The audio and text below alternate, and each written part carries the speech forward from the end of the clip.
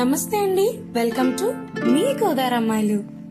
ఈరోజు నేను మీకు చూపించబోయే ప్రోడక్ట్ రివ్యూ వచ్చేసి స్టెయిన్లెస్ స్టీల్ స్ట్రా సెట్ అనమాట. ఇది నేను ఫ్లిప్కార్ట్ నుంచి తీసుకున్నాను. నాకు 161 రూపీస్ పడింది.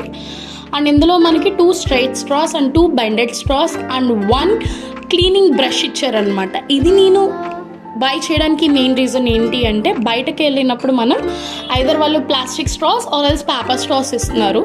ఆ రెండింటికి ఆల్టర్నేటివ్గా నేను ఈ స్ట్రాస్ బై చేశాను.